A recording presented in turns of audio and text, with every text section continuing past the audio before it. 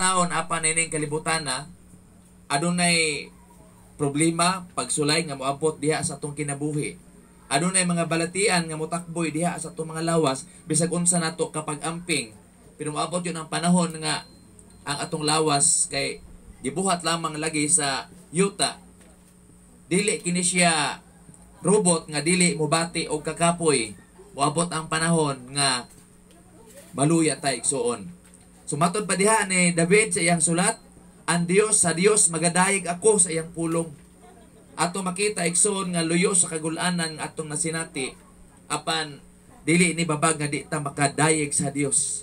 Ato gyapon simbahon ang Dios, atong pasalamatan gyapon ang Dios kay kita nga mga buhi aduna pa may mga butang atong paghimuon na apatay tahas nining kilabutana.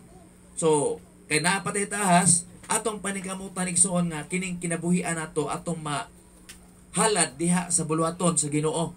Matod pa ni David, sa Dios gibutang ko ang akong pagsalig.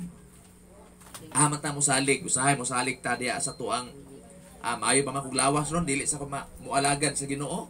Usahay mo ana atong hunahuna igsoon. Pero matod pa diha ni David, sa Dios gibutang ko ang akong pagsalig. Kinahanglan nga ang tanan igsoon atong itugyan sa Dios unsa man na siya, problema, mga pagsulay o sa bisan unsang butang kagul-anan atong isalig sa Dios ang tanan. Di ta mahadlo kun unsa ang mabuhat sa unod alang kanako. Diha sa Mateo kapitulo 6 bersikulo 33 nag-ingon, apan pangitaon usa ninyo ang gingharian sa Dios ug ang iyang pagkamatarong ug nga tanan kini mga butanga igadugang lang kaninyo. So ato nakita igsoon nga ang balahang kasulatan nagtudlo kanato nga atong unahon ang Dios. Unsa man ang atong unahon ang pagpangita sa iyahang pagkamatarong ug ang iyahang gingharian. Ang mga butang atong gikinahanglan matud pas Biblia igadugang lang kanato. So ato makita igsoon nga nindot day kayo ang mga bahin sa atong kinabuhi nga ang Ginoo mo'y ato yung tagaan og pagtagad. Gusto ta og taas ang kinabuhi? Gusto ta og maayo nga panglawas? Ang tanan ihatag na sa Dios. Lamang ang atong buhaton igsoon ato siyang alagaran. Atong pangitaon ang iyang gingharian ug ang iyang gingharian mao ang iyang iglesia. Ug ang iyang iglesia igsoon mo na ang butanganan sa mga tawong luwas. So kay mo na ang butanganan sa mga tawong luwas, mangandoy pud ta, maningkamot ta nga madugang pud ta diha sa iglesia nga gisaaran sa atong Ginoo og kaluwasan. Ang matag tao adunay una gayod sa iyang kinabuhi. Ang tanang tao igsoon atay gihimo nga priority.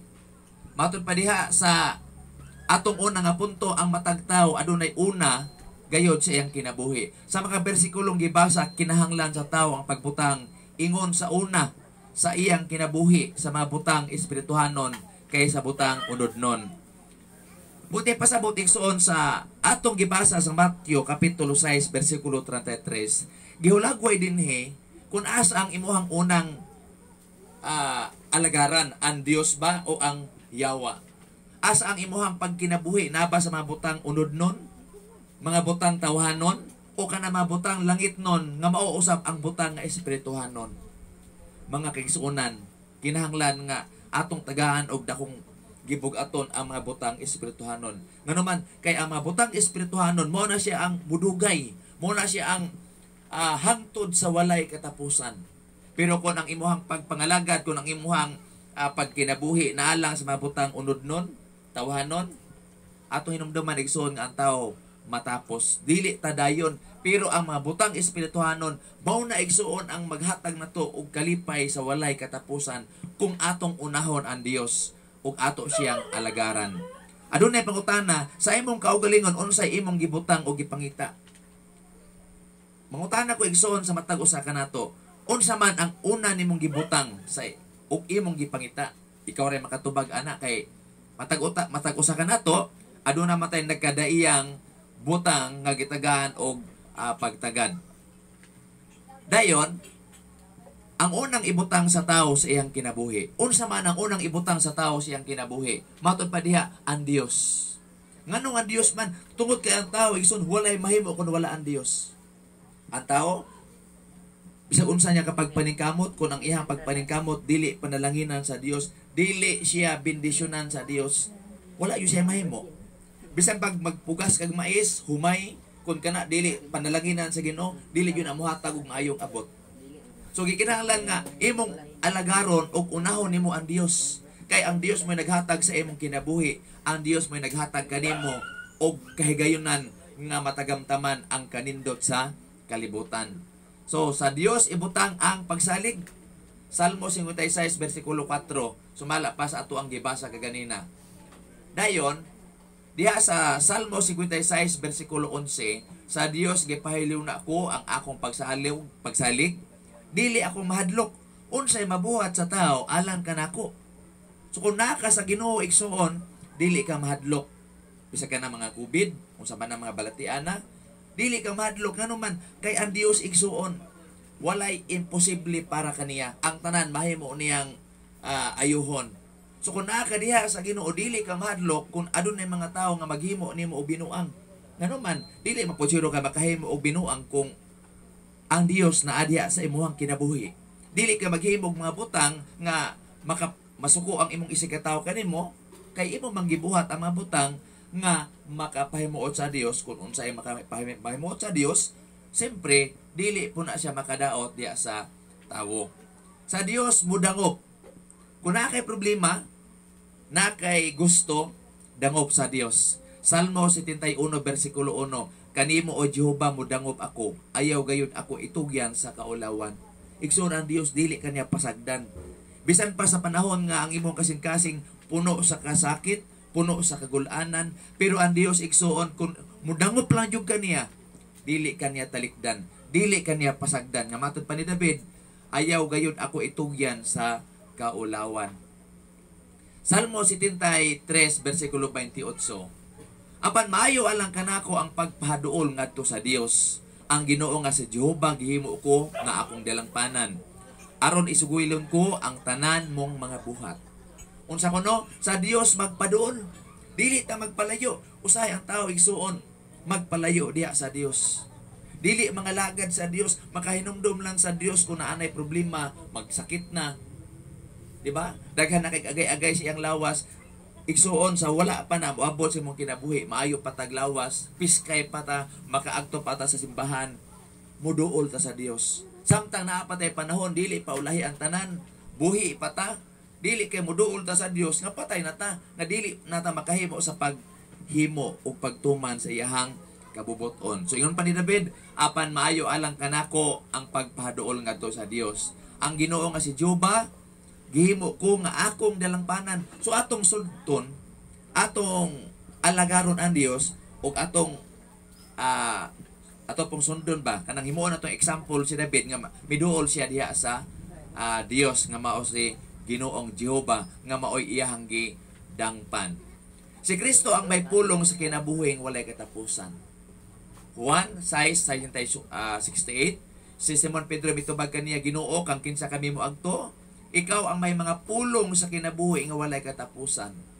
Diya sa bersikulo 67 o sa taas mga bersikulo, sa diha nga ang atong Ginoo nagwali siya nga matod pa niya ang mukaon sa kong unod, di nagutumon, ang moinom sa dugo, dili na uhawon. Ingon ang mga tao, lison ni nga pagtulon ana, nagtuo man gud sila nga literal nga unod ang ipakaon sa ilaha, literal nga dugo sa Ginoo mo ipainom sa ilaha.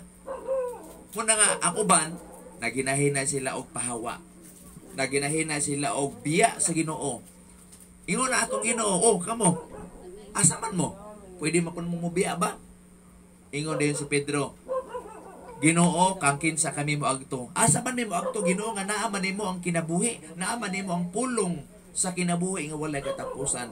So tataw lamay igsuon nga wa yun tayo mahimo kung wala ang Dios. Siguro ang imong kinabuhi abot og si akong Francine idan siya 87. Pero ato makita kung nakadiha sa Ginoo, mabatunan nimo ang kinabuhi nga walay katapusan. Ang atong kinabuhi nining kalibutan limitado.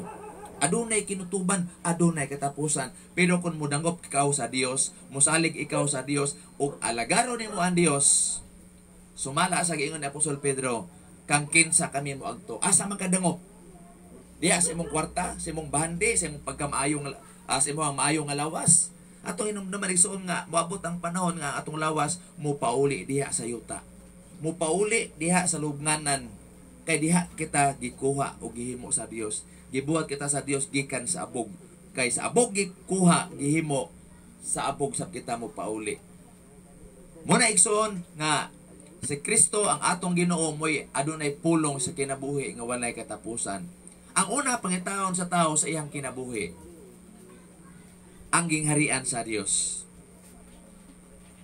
Ang mataw pag-usab makakita sa gingharian sa Dios. Asa man ni ang gingharian sa Dios o sa unsang paaging atong makaplagan ang gingharian sa Dios. Gusto ba ta nga makasulod diha sa gingharian sa Dios?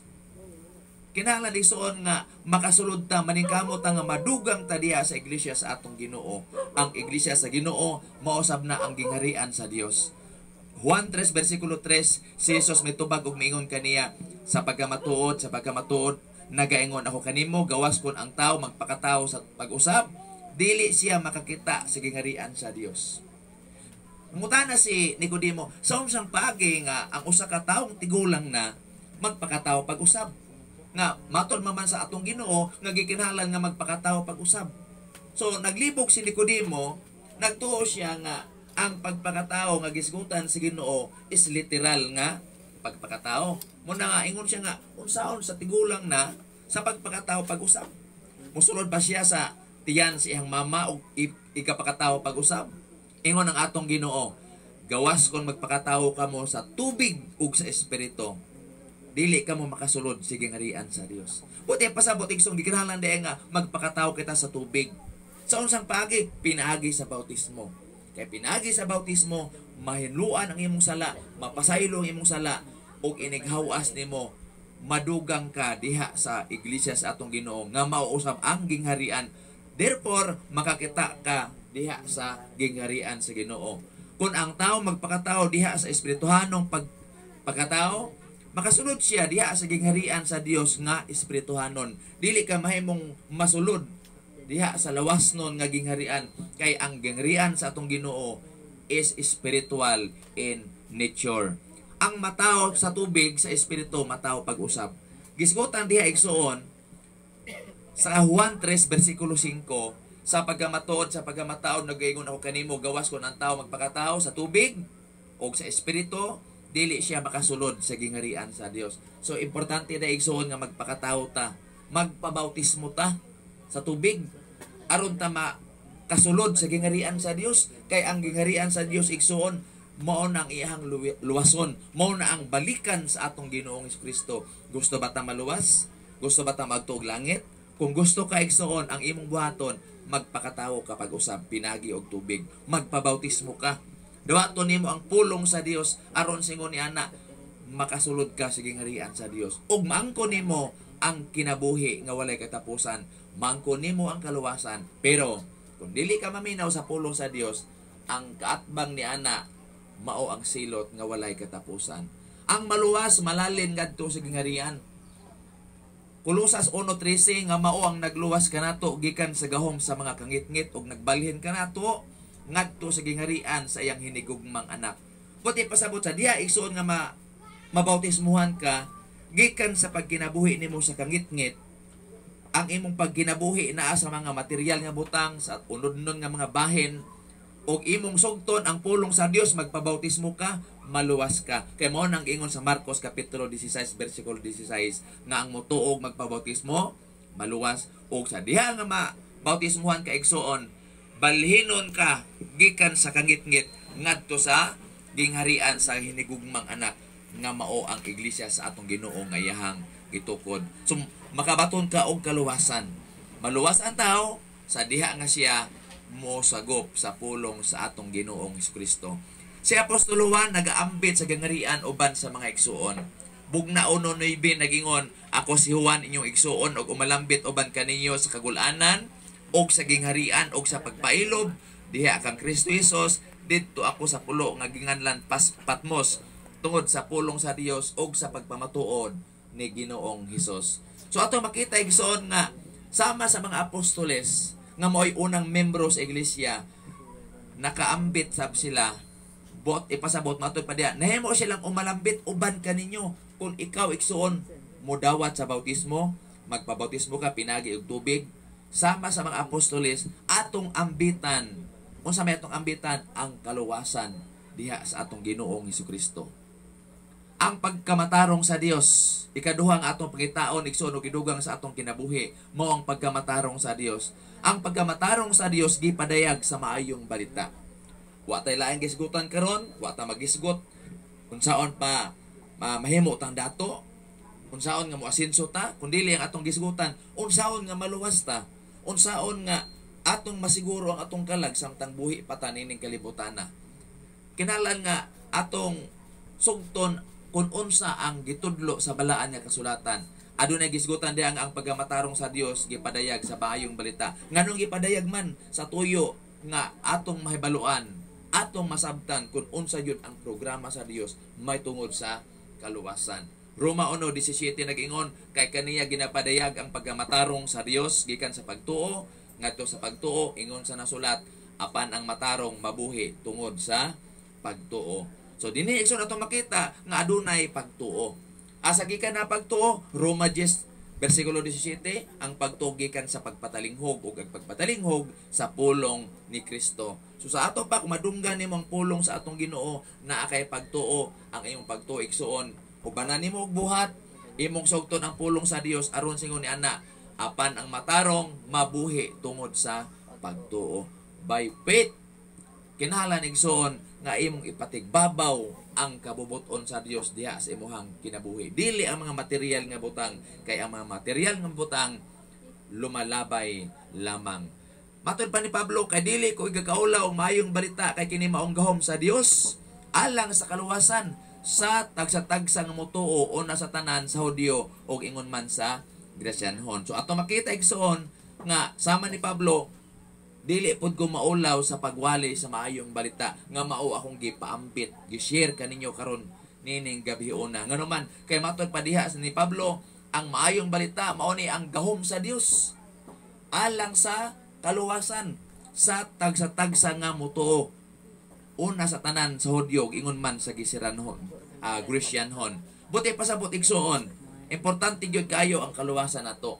Pwede man tang mo trabaho, pwede man tang mangita usab kung unsay makaayo sa tuang pamilya. Pero himuon atong prioridad. Kinahanglan atong kuhaon og paniguruhon ang kaluwasan sa tagsa-tagsa katawo kay ang atong kaluwasan ato ra na. Dili na to pwede nga ipasa ang atong kaluwasan kay ang atong pagpangalagad igsoon mo na siya ang pagpugas sa mga butang nga espirituhanon. Ang pagamatarong sa Dios gipadayag gawas sa kasuguan. Roma 3:21, apan karon sa gawas sa kasuguan, ang pagamatarong sa Dios gipahayag nga gipamatud-an sa kasuguan og sa mga manalagna. So ang pagamatarong sa Dios igsoon asa gipadayag diha sa kasulatan nga gipamatud-an sa kasuguan og sa mga manlagna. Dili basihanan ang daang tugon nga naglangkob sa mga kasuguan og sa mga manlagna ang tawo maluwas, kun dili ang kaluwasan atong maangkon diha sa pulong sa Ginoo, diha sa Biblia. Ang naghimo sa kagwalingong pagkamatarong wala magpasakop sa pagkamatarong sa Dios. So na mga tawo nga moingon, maayo man kung tawo asyaro pag dili pag guluwason sa Ginoo, wala man ko'y agrabyado, wala man ko'y kaaway. Oh, matinabangon pud ko, apo ko na malikas. Siyaro pag di po ko maluwas. Mo na hunahuna sa tao igsoon. Nga ang ilang pagkamataro, mo ilang gihimo nga example, nga maluwas sila. Atong hinumduman igsoon nga ang tao, wala masayod sa iyahang mga dalan. Ato lang mabasa sa Jeremias 10:23. So gikinahanglan nga atong sugton ang pulong sa Dios og di ta mosalig sa ato ang kaugalingon nga pagkamatarong. Roma 10:3, kay sanglit wala nila hisayri ang pagkamatarong sa Dios o ginapaninguha nila ang pagtukod sa ilang kaugalingon. Wala sila magpasakop sa pagkamatarong sa Dios. Na mga tao nga maghunahuna, amayon na mong tao siya araw po di ko luwason sa Ginoo. Kana imong hunahuna igsoon, dili yun na siya mao. Kay ingon pa ang Biblia, adunay dalan nga daw matarong alang sa usa ka tawo apan ang tumoy ni ana kalaglangan. Ato nang mabasa sa Proverbio kapitulo 14 bersikulo 12. So ayaw pagsalig sa imong pagkamatarong. Kinahanglan nga ang imong pagkamatarong imo nang ipasakop sa mga pamaagi, magpasakop ka diha sa pagamatarong sa Dios. Ikatulo, ang pagpuyo nga matarong og balaan. So kini kinabuhi ay igsoon kinapamanta sa ibabaw sa yuta, kinahanglan nga magpuyo ta nga matarong og balaan. Dili ka mahimong balaan og wala ka sa iglesia. Dili ka mahimong matarong og balaan kung dili ka mabautismuhan. Dili po ka madugang sa iglesia kung dili po ka mabautismuhan, kay ang iglesia espirituhanon. Dili mahimo nga idugang ang lawas non o unod non diya sa espirituhanong butang. 1 John chapter 3 verse 7, mga anak, ayaw kamo palimbong sa bisan kinsa, ang nagabuhat sa pagamatarong matarong man bisan maingon nga siya matarong. So matod pa ni Juan, ayaw kamo palimbong, di kuno ta magpailad, di ta magpalingla. Unsay angan itong buhaton? Ang maganagbuhat sa pagamatarong, kana nga pagamatarong katong sumala sa kabubuton sa Dios, dili sa tong kinaugalingon nga pagamatarong. Matod pa niya, ang nagabuhat sa pagamatarong, matarong man, bisan maingon nga siya matarong. Si Kristo na. Si Kristo matarong, so kung gusto ta nga mahimong matarong sama sa atong Ginoo, atong buhaton ang pagkamatarong sumala sa gusto o kabubuton sa Dios.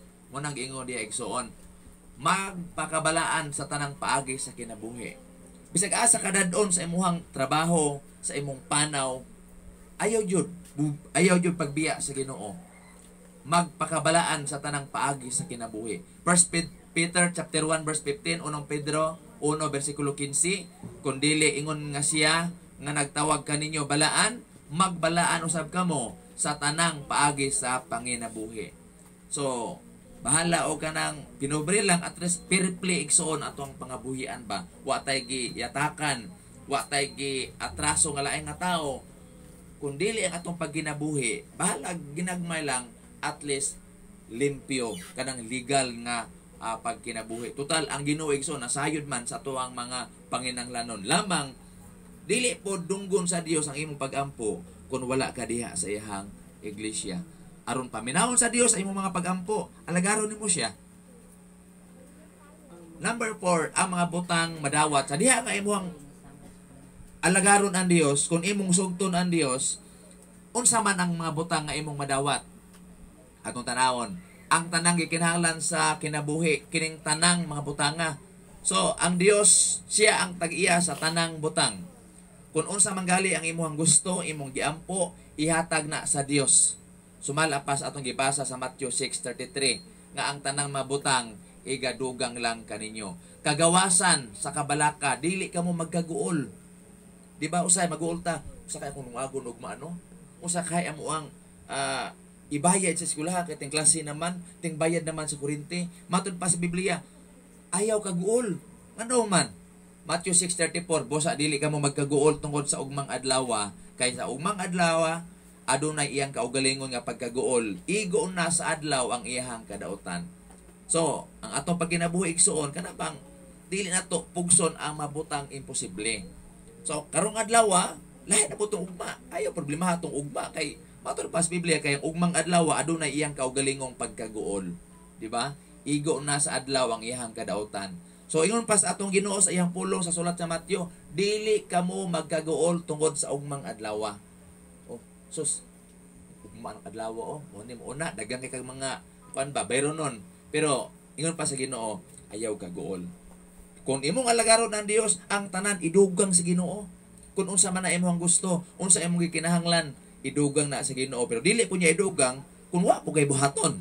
Kinahanglan nga mag-alagad ka, imo siyang sugton, imo siyang alagaron aron sa ingon niana ang mga butang nga imong gikinahanglan, iya sab kining idugang.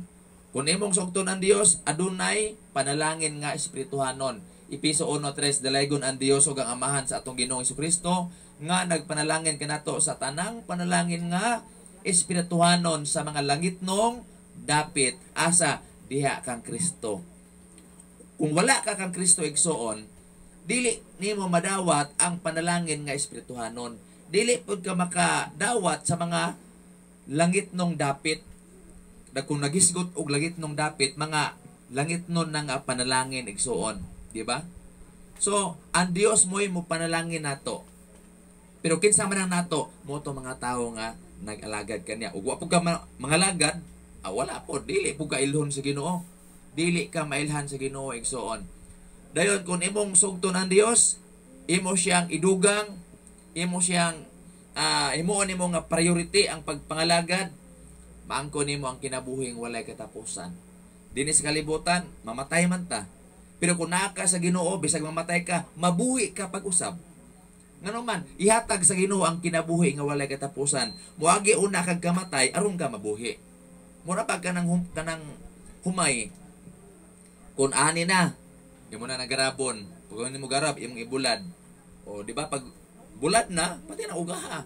Pero matingala ka kung imo nang humulon og tubig, mabuhi.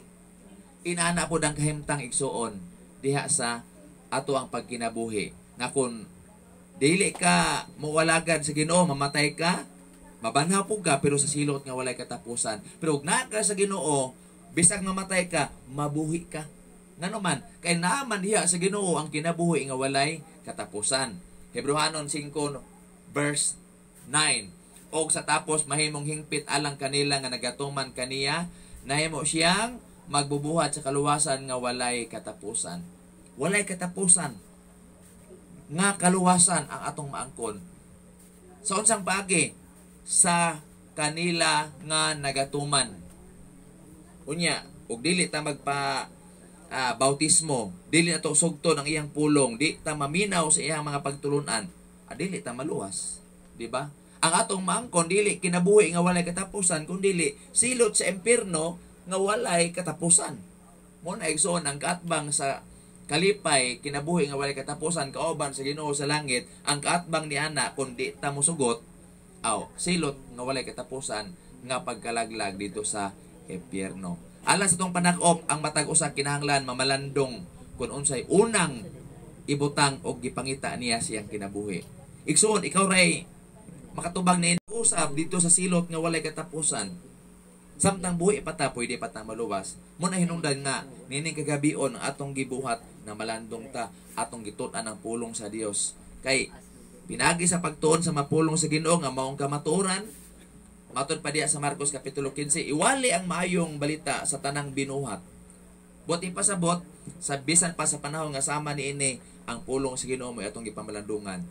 Ang motuong magbabautismo maluwas, apan ang dili motuo pagawak man silot. Nara nimo igsoon ng pagpili. Og unsay unang gibutang og imong gipangita diha sa imong kinabuhi. So nini kagabion atong makita nga ang atong kinabuhi walay kasiguruan. Ang kasiguruan na diha sa atong Ginoo. Ako mga pagampo nga nining taknaa adun natay mga pagtulunan nga napupo nakuha diha sa mabutang atong gihisgutan nga unta atong masiguro ang atong mga kinabuhi. No, dili pa ta mamatay, andam na ta igsuon og ang kaluwasan atong maangkon. Dalaygon a Dios nining kagabion. Mayong gabi. Atong ibalik sa tong tagdumala.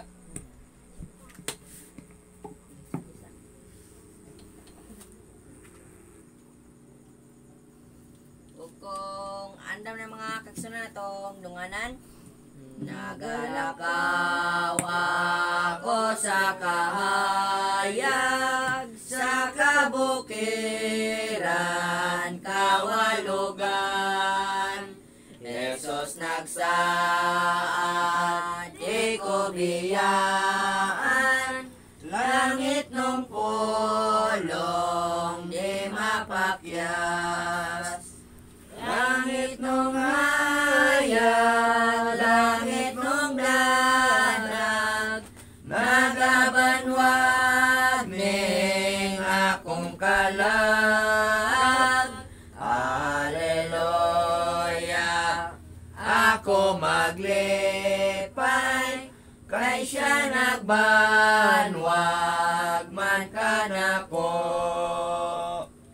Nagalibot na to ang kangit-ngit, bininining kalibutan. Wakaniya atong paglaom, kay siya kanato nagaban.